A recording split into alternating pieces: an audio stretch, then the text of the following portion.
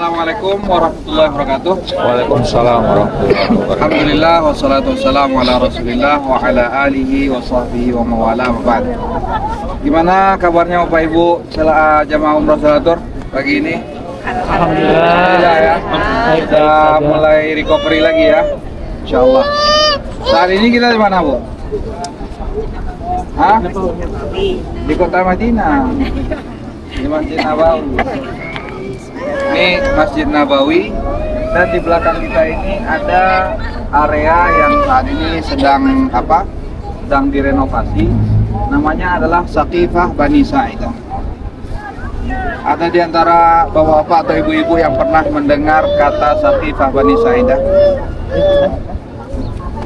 Saqifah Bani Sa'idah ini adalah satu tempat yang juga memiliki sejarah. Kenapa? Sejarah terkait apa? Apa kejadian musibah yang paling besar yang dialami oleh kaum muslimin? Hah? Musibah yang paling besar yang dialami kaum muslimin itu adalah apa? Wafatnya Rasulullah Sallallahu Alaihi Wasallam. Ini menunjukkan bahwa Nabi Sallallahu Alaihi Wasallam adalah manusia biasa. Beliau mengalami apa yang dialami oleh manusia, kullu nafsin dha'iqatul maut. Dan tentu hal ini menimbulkan kesedihan yang amat sangat dalam di dalam diri para sahabat radhiyallahu anhum. Sampai-sampai ada di antara mereka yang tidak percaya bahwa Rasulullah SAW itu telah meninggal dunia. Sampai-sampai Umar berkata, siapa yang mengatakan Rasulullah meninggal dunia, aku akan penggal lehernya. Hingga Abu Bakar As-Siddiq radhiyallahu anhu, beliau membacakan firman Allah SWT, innaka mayyitun wa innahum lamayyitun. Sesungguhnya engkau ya Muhammad akan meninggal dunia dan mereka pun akan meninggal dunia. Baru saat itu para sahabat radhiyallahu anhum benar-benar merasa sedih dengan meninggalnya Rasulullah sallallahu alaihi wasallam. Apa yang terjadi setelah itu? Setelah meninggalnya Rasulullah sallallahu alaihi wasallam pada tahun berapa? Hah? Pada tahun 11 Hijriah. Setelah meninggalnya Rasulullah sallallahu alaihi wasallam, para sahabat, di antaranya Abu Bakar As-Siddiq radhiyallahu an, beliau menyampaikan khutbahnya. Beliau mengatakan, "Man kana ya'budu Muhammadan fa inna Muhammadan qad mat." Siapa di antara kalian yang selama ini menyembah Nabi Muhammad, ketahuilah Nabi Muhammad telah meninggal dunia. Tapi siapa yang menyembah Allah SWT, fa innahu hayyun la yamut. Allah itu zat yang maha hidup, Allah tidak akan pernah mati. Ketika itu juga kalangan Ansar, mereka juga berkumpul.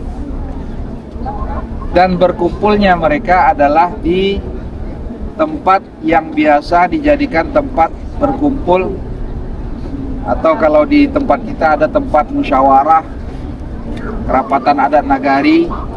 Begitu pula kalangan Ansar, mereka juga punya tempat yang di situ mereka sering berkumpul, bermusyawarah kalau ada masalah-masalah yang akan mereka bicarakan. Itu di tempat Bani Sa'idah. Inilah yang disebut dengan Saqifah Bani Sa'idah, karena di sini dahulu adalah pohon-pohon kurma, dan di sekitar pohon itu terdapat rumah-rumah dari Bani Sa'idah. Dan orang Ansar, kalangan Ansar, mereka sering berteduh di tempat ini. Nah, ketika Rasulullah SAW wafat, mereka pun berkumpul di sini. Tujuannya untuk apa? Untuk menentukan siapa yang akan menjadi pengganti Rasulullah SAW. Saat itu kalangan Ansar menunjuk Sa'ad bin Ubadah Al-Khazraji radhiyallahu anhu. Menunjuk Sa'ad bin Ubadah sebagai pemimpin khalifah sepeninggal Rasulullah SAW. Dan hal tersebut belum sampai kepada kalangan muhajirin. Artinya Abu Bakar As-Siddiq, Umar bin Khattab radhiyallahu an, beliau belum mengetahui adanya kesepakatan yang telah disampaikan oleh kalangan Ansar ini. Hingga setelah itu ada yang Abu Bakar As-Siddiq radhiyallahu an mengajak Umar bin Khattab untuk menemui saudara-saudara kita dari kalangan Ansar.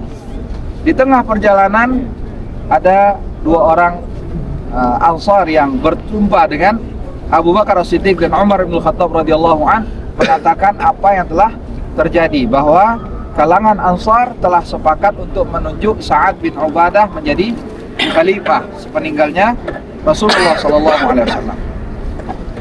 Nah, mendengar hal itu maka mereka pun datang menemui kaum Ansar, dan saat itu ketika Abu Bakar dan Umar bin Khattab radhiyallahu anhu telah datang, maka ada salah seorang dari kalangan Ansar yang menyampaikan bahwa sesungguhnya Allah SWT telah memuliakan kalian dengan